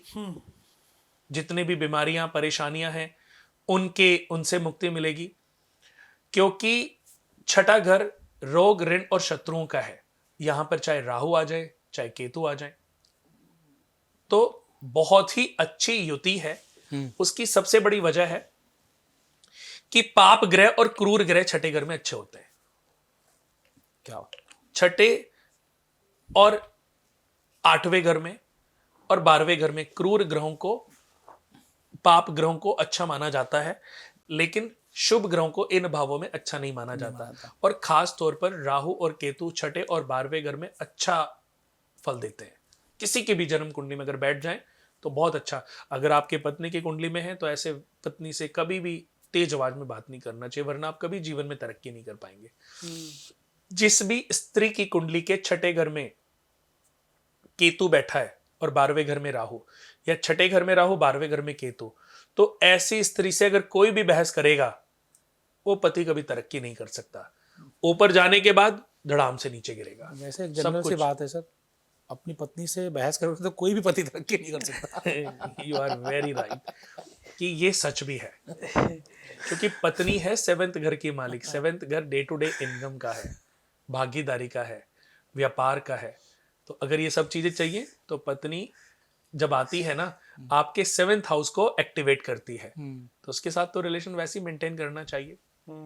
आज के समय पे मैंने देखा है, लेकिन लोग ज्यादातर अपनी बीवी से बना के रखते हैं। हाँ, तो पता क्योंकि समझ में आ गया सब ना। चेंज आप लोगों ने बता दिया नहीं, लोगों ने देखो, लोग प्रैक्टिकल से भी सीखते हैं कि उन्होंने देखा कि उनके पिताजी हमेशा उनकी माता को एक नौकरानी के तरीके से यूज करते थे, डांटते थे, लड़ते थे, पीटते थे। अब वो अपनी माता के सपोर्ट में थे। अब वो ये चाहते हैं कि कल को, जैसे आज मेरे मन में अपने पिता के प्रति जो नफरत है ना, मेरे बच्चों के मन में मेरे प्रति वो नफरत पैदा ना हो। समाज चेंज हो रहा है। सच्चाई है बिल्कुल। ये पहले की सर समय काल के अनुसार परिस्थितियां चेंज होती हैं। बिल्कुल। हर 20, 30, 40 साल में देखोगे लोगों की सोच, लोगों की मेंटालिटी सब चेंज होता है। पहले लोग था नहीं, पहले पुरानी पिक्चरों में आपने देखा होगा कि अमीर लड़का होता था, गरीब लड़की होती थी। अमीर लड़की होती थी, गरीब लड़का होता था। ये ज्यादा कहानी होती है। कहानी होती थी। अमीर लड़की का बाप पॉलिटिशियन होता था। हाँ, और बहुत गुंडागर्दी में, और वो शादी करवाने नहीं देता था। बहुत, हाँ, ऐसे होता था। लेकिन अब लड़कियां समझदार हो गई। अब आप मुझे कोई ऐसा एक उदाहरण दे दो आज के टाइम पे कि ये लड़की तो बहुत अमीर है और इसको इस गरीब लड़के से प्यार हो गया। बड़ी प्रैक्टिकल हो गई। और ये अच्छी बात है। मैं कहता हूं ये अच्छी बात है। देखो, आज हम भले ही अमीर लड़की से शादी कर लें, लेकिन कल को जब हमारे बच्चा होएगा ना, तो हम एक्सेप्ट नहीं कर पाएंगे। भले ही हमने किया है, लेकिन हमें ये लगता है कि अपने बच्चे के करियर के लिए। तो एक माता पिता को अपने बच्चे के बारे में एक ऐसे मीम है सर, जिसमें कहानी बता रहे होते, एक लड़का एक लड़की, पहले नॉर्मल मतलब फ्रेम चल रहा होता है, तो लड़की बता रही होती कि हम दोनों बहुत प्यार करते थे और मेरे पापा अमीर थे, बट फिर भी मैंने प्यार को चुना और मैंने गरीब आदमी से शादी की, और आज के 10 साल बाद हम दोनों ठेले में सब्जी बेच रहे हैं। आलू ले लो। तो फनी मीम है। तो सर हम लोगों ने कन्या लग्न तक बात कर ली है सर, कन्या हम तुला पर आते हैं सर। अब बात तुला राशि पे करेंगे। तुला राशि में प्रॉफिट, अगर किसी को पैसा दिया हुआ है, वो पैसा दिया हुआ पैसा मर सकता है, उसका ध्यान रखना है। यानी कि प्रॉफिट वीक होएगा। अगर पिछले काफी समय से वो अच्छा प्रॉफिट बना रहे थे तो तुला राशि के लिए प्रॉफिट थोड़ा सा कम आएगा, लेकिन उनके डिसीजन अच्छे होंगे, उनके डिसीजन साकार होंगे। उनको अपने डिसीजन पर ज्यादा सोचने की आवश्यकता नहीं है, क्योंकि इस साल जितना भी वो प्रॉफिट के लिए मेहनत कर रहे हैं ना, वो प्रॉफिट उनको पूर्ण रूप से मिल नहीं पाएगा। तुला राशि में जो शनि की पोजीशन है वो अच्छी है, उसके अकॉर्डिंग उनका बिजनेस अपॉर्चुनिटी उनको बहुत मिलेगी। उनको सिर्फ सही डिसीजन लेना है और थोड़े समय के लिए वेट करना है। जैसे ही थोड़ा सा समय बीतेगा, वापस से उनकी रिकवरी चालू हो जाएगी, रिजल्ट आने लग जाएंगे। अपनी हेल्थ का ध्यान रखना है। उनको हड्डियों से रिलेटेड थोड़ी सी प्रॉब्लम हो सकती है। अगर होती है तो शनिवार के दिन सरसों के तेल की बूंदे और काले तिल पानी में डाल के शिवलिंग पे चढ़ाएं, और 6 शुक्रवार 1.25 किलो आलू उबालें, हल्दी से लेपकर गाय को खिलाएं। ये इन लोगों के लिए बहुत बढ़िया उपाय है, जिससे कि इनकी जो प्रॉब्लम्स हैं वो रिमूव होंगी। वृश्चिक राशि की और वृश्चिक लगन की बात करते, बहुत ही वृषभ लगन के बाद दूसरा सबसे अद्भुत लगन है वृश्चिक। हाँ, क्योंकि स्थिर लगन है। इस लगन में इनके पास प्रॉपर्टियां बढ़ेंगी, प्रॉपर्टियों को क्योर करेंगे। अगर किसी प्रॉब्लम की वजह से, जैसे कई बार क्या होता है कि कुछ केसेस चल रहे होंगे, उनमें विजय मिलेगी। कुछ चीजें फंसी हुई हैं, वो रिकवरी होगी। बिजनेस में फर्स्ट हाफ बहुत अच्छा है, 6 मंथ बहुत अच्छा है, लेकिन आफ्टर 6 मंथ जो है वो थोड़े से ट्रबल्स आएंगे, प्रॉब्लम्स आएंगी। तो उत्थान पतन तो देखो हर मनुष्य के जीवन में लगा रहता है, लेकिन वृश्चिक राशि वालों के लिए ये साल आफ्टर 6 मंथ बहुत ज्यादा ध्यान देने वाला है। हमारे देश के जो प्रधानमंत्री जी हैं नरेंद्र मोदी जी, उनकी भी सिंह राशि, वो वृश्चिक लगन और वृश्चिक ही राशि है, क्योंकि उनकी जन्म कुंडली में चंद्रमा और मंगल लगन में ही विद्यमान है। अच्छा, तो जून के बाद उनका समय थोड़ा सा कष्टदायक है। अगर मैं बात करूं उनकी तरक्की की, उनकी डिसीजन की, तो वो बहुत ही आक्रामक डिसीजन उनके होने वाले हैं और उसका फायदा उनको मिलेगा भी। शनि जो है उनके 5वें घर में गोचर करेंगे मीन राशि में, तो मार्च अप्रैल मई इस पीरियड में वृश्चिक राशि वालों को थोड़ा ध्यान रखना है। डिसीजन लेने से पहले किसी की राय लेनी है, किसी का सजेशन लेना है। चाहे जो डिसीजन ले लिया वही एप्लीकेबल करे, बट किसी से डिस्कशन कर ले। डिस्कशन करने से उसकी जो नेगेटिविटी है, उसका जो नकारात्मक प्रभाव पड़ने वाला है, वो वीक हो जाएगा। बिल्कुल। एक और व्यक्ति के ग्रहों का कॉम्बिनेशन उसमें जुड़ जाएगा। तो क्योंकि 5वें घर में संतान देखी जाती है, असेंडेंट और डिसेंडेंट संतान के लिए अच्छा नहीं है। संतान की तरफ से जितने भी माता पिता हैं उनको थोड़ा सा परेशान रहना पड़ेगा। तो अगर ऐसा हो तो उनको सलाह दी जाती है कि वो अपने बच्चों को बोले कि सरस्वती माता की आरती करें या उनको नीले पुष्प अर्पित करें। पढ़ने वाले बच्चों के लिए, कोई इंटरव्यू देने जाता है, कोई टेस्ट देने जा रहा है, कोई पेपर देने जा रहा है, तो ऐसे बच्चों को सलाह दी जाती है कि वो सरस्वती माता की आरती करें।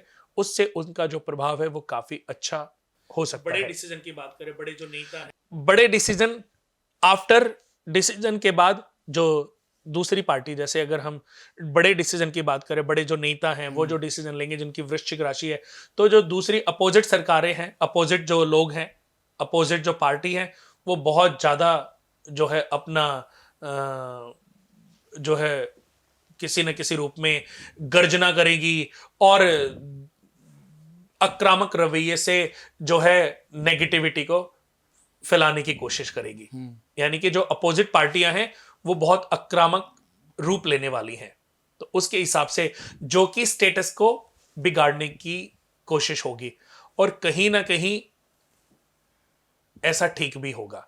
यानी कि स्टार्टिंग जो 3-4 मंथ है मार्च के बाद से, वो थोड़ी सावधानी पूर्वक बरतने की, समझने की जरूरत है।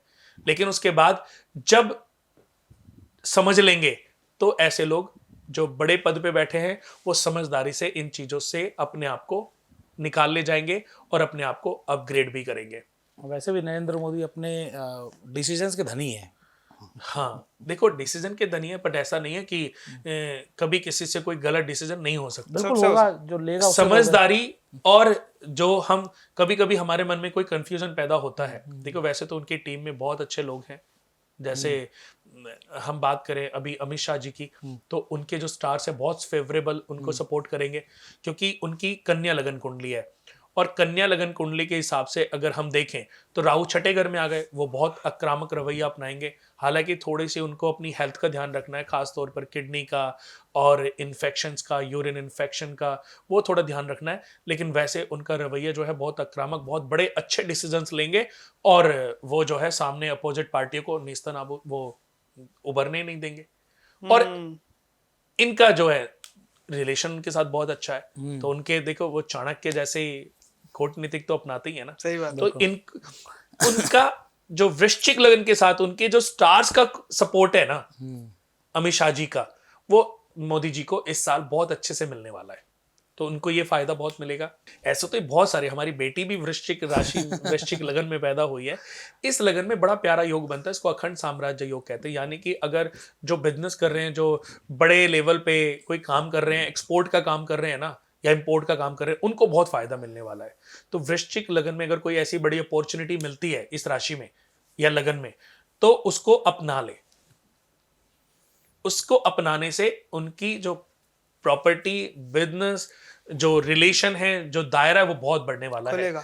आफ्टर 3 मंथ, मार्च अप्रैल मई, जब राहु और केतु चेंज हो जाएंगे, बृहस्पति इनकी कुंडली में 8वें घर में गोचर करेंगे, तो थोड़े से, जैसे मैंने बताया कि हेल्थ, लेडीज के लिए ये घर गायनिक्स ट्रबल्स हैं, कैंसर जैसी बड़ी बीमारी भी जो जुपिटर से देखी जाती है, 4th हाउस से देखी जाती है, तो ऐसे लोगों को अगर कोई भी सिम्टम्स है, कोई भी चीजें ऐसी प्रभावित कर सकती हैं जो कि मुसीबत में डालेंगी।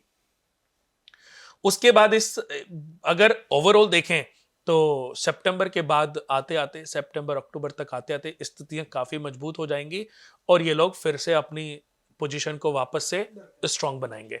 तो वृश्चिक राशि वालों के लिए, और वृश्चिक राशि में केतु, जैसे केतु का साल है, तो अंत तक आते आते ये बहुत सपोर्ट करेगा, क्योंकि केतु वृश्चिक राशि में, जैसे अभी मिथुन राशि में राहु को उच्च का माना गया है और केतु को मीन राशि में, धनु राशि में, बट सतयुग में और त्रेता युग में, सतयुग में और त्रेता युग में वृषभ राशि में और वृश्चिक राशि में राहु को, केतु को उच्च का माना।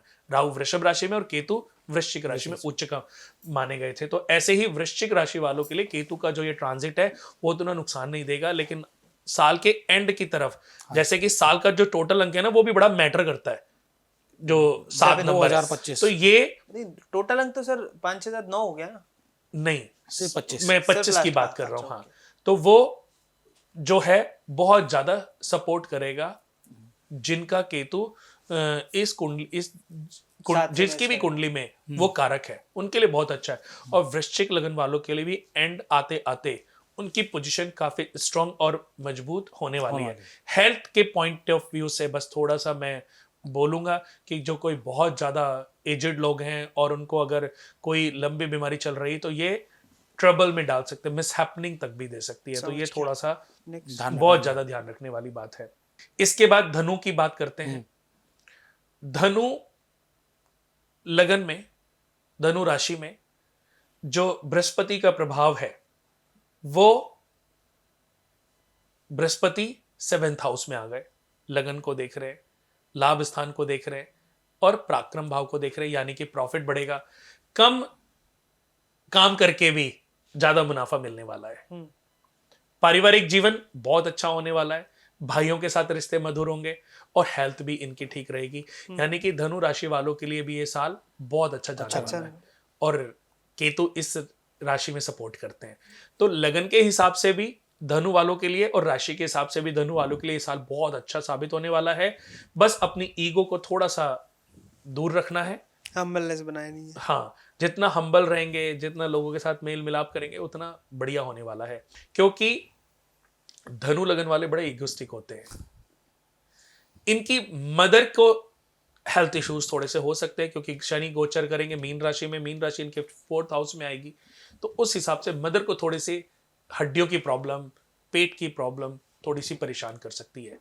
और भाग्य की बात करूं तो भाग्य इन लोगों का थोड़ा सा जो है कम सपोर्ट करेगा, क्योंकि भाग्य के घर में केतु रहेगा। तो भाग्य के लिए एक बहुत प्यारा सा उपाय बताता हूं कि 1 लीटर या 11 लीटर गंगा जल अपने घर में लाके रख लें। अच्छा। और उसमें एक चांदी का टुकड़ा डाल दें। तो ये बहुत ही प्यारा और अद्भुत उपाय है कि गंगा जल लाके अपने घर के नॉर्थ ईस्ट में या पूजा घर में लाके रख दे, 11 लीटर या 1 लीटर, कोई भी जना। और अगर आप ऐसी जगह पर रहते हैं जहां पर आप ये उपाय नहीं कर सकते, तो वहां पर नॉर्मली एक चांदी का चौकोर टुकड़ा एक चांदी की ही डब्बी में शहद में डाल के रख दें अपने पूजा घर में। तो ये भी आपके पूरे परिवार के लिए बड़ा काम करने वाला है, यानी कि आपके स्टार्स की वजह से आपके फैमिली के किसी और सदस्य पर इसका जो नेगेटिव इंपैक्ट है वो नहीं पड़ेगा। थर्सडे को पानी में हल्दी डाल करके शिवलिंग पे चढ़ाएं और केसर का तिलक अपने माथे पे लगाएं, तो इससे जो प्रॉब्लम चल रही है वो खत्म होंगी। तो ये इनके लिए बहुत अच्छा उपाय है। प्रॉपर्टी बढ़ने के चांसेस हैं इनके। अगर कोई प्रॉपर्टी या कोई गाड़ी खरीदना चाहते हैं तो इनके योग बने हुए हैं कि इस साल ये कोई अच्छा व्हीकल या अच्छी प्रॉपर्टी बना सकते हैं। अगर घर से शिफ्टिंग के बारे में सोच रहे हैं तो वो भी इनका होना तय है। अब मकर राशि पे बात करते हैं। मकर राशि पे रिलेशन परिवार भाइयों के साथ बहुत अच्छा रहने वाला है, दोस्तों के साथ बड़ा अच्छा रहने वाला है। दोस्तों के साथ मिलकर कोई नया काम शुरुआत हो सकती है। दोस्तों के साथ मैंने इसलिए बोला क्योंकि कई बार क्या होता है, मनुष्य अपने जीवन में दोस्तों के साथ भी पार्टनरशिप करके भी किसी काम की शुरुआत करता है और उसको कुछ ना कुछ कठिनाइयां आती हैं, तो यहां पर उसको बहुत फायदा मिलने वाला है, उसकी तरक्की। अगर कुछ लोग दोस्त आपस में मिलकर काम करते हैं और उनकी मकर राशि है तो उनके लिए ये बहुत फायदेमंद है। कोई भी दुश्मन आपके ऊपर हावी नहीं होएगा, जो भी बुरा सोच रहा होगा उसी को नुकसान चालू हो जाएगा।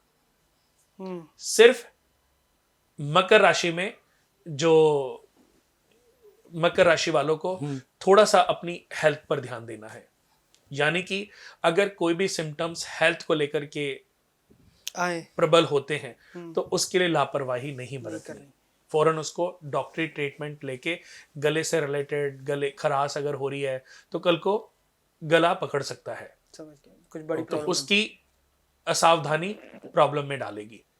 तो ऐसे लोगों को थोड़ा सा, जैसे सबसे अच्छा उपाय तो यह है कि अगर वो दूध पीते हैं या पानी पीते हैं उसमें एक केसर की लीफ डाल के उसको पीना आरंभ कर दें। ये इन लोगों के लिए, मकर राशि वालों के लिए बहुत अच्छा उपाय है। और शनिवार के दिन थोड़े से काले तिल और सरसों का तेल और 4 बैंगन और एक लोहे की कढ़ाई या लोहे का तवा, 100 ग्राम या 50 ग्राम तेज पत्ता, इलायची, ये सब चीजें लेकर के किसी मंदिर में, गुरुद्वारे में, और 4 किलो काली उड़द या 8 किलो काली उड़द, इन राशि वालों को साल के शुरुआत होते ही किसी मंदिर में या किसी आश्रम में या किसी गुरुद्वारे में, किसी चर्च में, किसी मस्जिद में, किसी भी धर्म के लोग हों, वो डोनेट कर दे। तो ये इनके लिए दान पूरे साल के लिए बहुत अच्छे से काम करने वाला है। तो सर आपने 10 राशियों के बारे में बताया, मैं चाहूंगा कि कुंभ और मीन राशि के बारे में भी 2025 कैसा रहने वाला है, आप इसके विषय में भी बताएं और उनकी रेमेडीज भी साथ। कुंभ राशि वालों के लिए, जैसे कि मैंने बोला, कुंभ राशि वाले बड़े दम भी हो सकते हैं। कुंभ राशि वाले जो है उनके थॉट्स बहुत बढ़ने वाले। ऐसे लोग जितने भी लोगों को सजेशन देंगे, इनके सजेशन बढ़ जाएंगे। लोगों को सजेशन देंगे, वो लोग इनके सजेशन को मानेंगे और बहुत तरक्की करने वाले हैं। इनकी मैरिड लाइफ में कुछ ना कुछ प्रॉब्लम्स डेवलप हो सकती है, क्योंकि इनका जो अपोजिट राशि है वो सिंह है। और अगर मैं लगन की बात करूं तो केतु इनके पत्नी के भाव में गोचर करेंगे, तो इनकी पत्नी को कोई मेजर हेल्थ इश्यूज हो सकता है। मेजर मतलब major health issues, gynaec, PCOD, बहुत ज्यादा ध्यान रखने की जरूरत। कंसीविंग में प्रॉब्लम आ जाएगी और भी ट्रबल आ सकता है। इनकी हेल्थ में अगर मैं बात करूं तो सिर्फ इनको स्टमक से रिलेटेड प्रॉब्लम रहेगी, तो बस वो थोड़ा सा इनको ध्यान रखना है। अगर मैं उपाय की बात करूं तो 5 बुधवार 3 किलो हरी सब्जी खरीदकर किसी मंदिर के सेवादार को दान कर दें। 5 बुधवार ये उपाय कर दें, ये इनके लिए उपाय बहुत अच्छा है। इनके लिए एक बड़ी अच्छी सलाह है, क्योंकि इनके राशि के अकॉर्डिंग या लगन के अकॉर्डिंग जो शनि है वो इनकी कुंडली में द्वितीय भाव में गोचर करने वाले हैं। दूसरा घर धन, कुटुंब, परिवार, यानी कि इनसे अलगाव भी उत्पन्न हो सकता है, यानी कि छोटी छोटी बातें रिश्तों में खटास डाल सकती हैं। तो वो बहुत ज्यादा ध्यान देने की आवश्यकता है कि अगर ऐसा होता है, रिश्ते खराब हो रहे हैं तो सावधानी बरतें। और उस समय किसी चीज से अगर आपका रिश्ता खराब हो रहा है तो उस बहस को, उस चर्चा को आगे ना बढ़ाएं, क्योंकि ज्यादा बहस को बढ़ाते ही आपके रिश्ते बिल्कुल टूटने की नौबत पे आ जाएंगे। पत्नी की हेल्थ खराब है, पत्नी को कुछ भी, या पति के साथ आपकी राशि के अकॉर्डिंग आपके 7th हाउस में क्योंकि केतु गोचर कर रहे हैं, तो चाहे वो हस्बैंड हैं चाहे वो वाइफ हैं, दोनों की हेल्थ का आपको ध्यान रखना है। तो इसके लिए एक बहुत प्यारा उपाय मैं आप लोगों को देने जा रहा हूं। ये उपाय हर व्यक्ति के लिए काम करेगा, कोई भी व्यक्ति कर सकता है, लेकिन इनके लिए बहुत ज्यादा सुटेबल होगा कि जब सुबह उठते हैं तो 5 मिनट गायत्री मंत्र जाप करना है, और जब घर से बाहर निकलना है तो अपनी पत्नी के हाथ से कुछ भी मीठा खा करके निकलें और राइट पांव हमेशा घर के बाहर निकालें। ये कुंभ राशि वालों के लिए सलाह है। माता है घर में तो उनके चरण छू के जाएं, और पत्नी है तो उनके हाथ से कुछ भी मीठा खा के जाएं। आपको जितनी भी प्रॉब्लम्स आने वाली है ना इस साल में, वो समझ लीजिए 50 to 70% वीक हो जाएंगी। अब मीन राशि पे बात करेंगे। मीन राशि में शनि गोचर, यानी कि ओवर थिंकर बन सकते हैं। माइंड में बहुत सारे विचार उत्पन्न होंगे और उन बहुत सारे विचारों की वजह से सही निर्णय लेने में बहुत ही परेशानियां इनको आएंगी, क्योंकि मीन मछली जैसा नेचर है, मछली लगन है। तो इन राशि वालों के लिए, क्योंकि जब शनि गोचर करेंगे तो शनि एक पावरफुल ग्रह है भाई।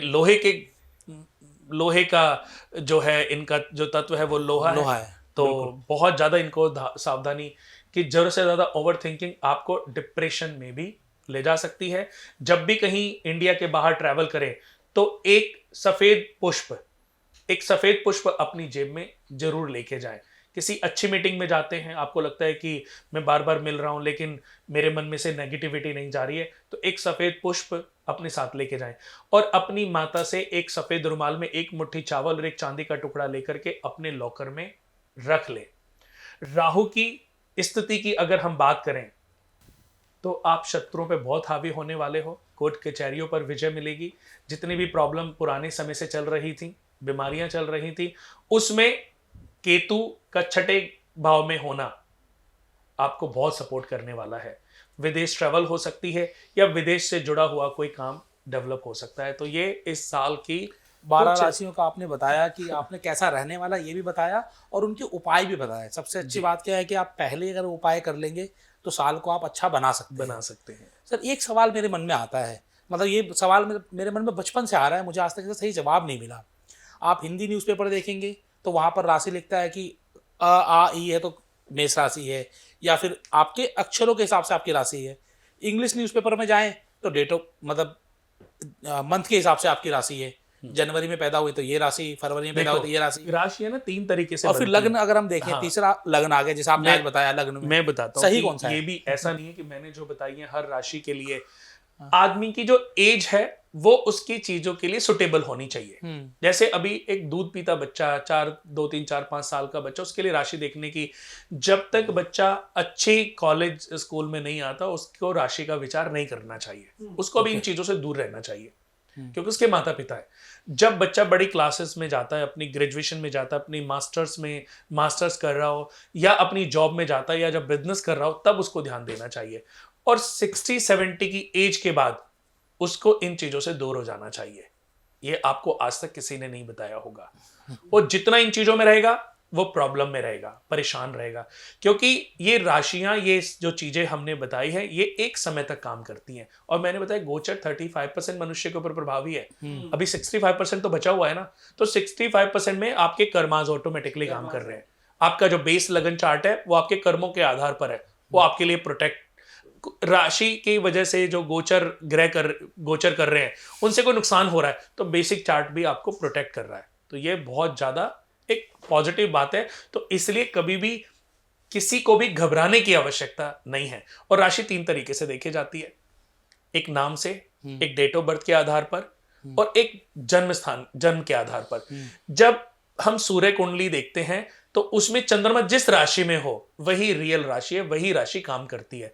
अब जैसे किसी ने बोला कि मेष राशि के ऊपर 7.5 चल स्टार्ट हुई है, कुंभ राशि पे बीचों बीच चल रही है पेट पे, और मकर राशि पे उतर रही है।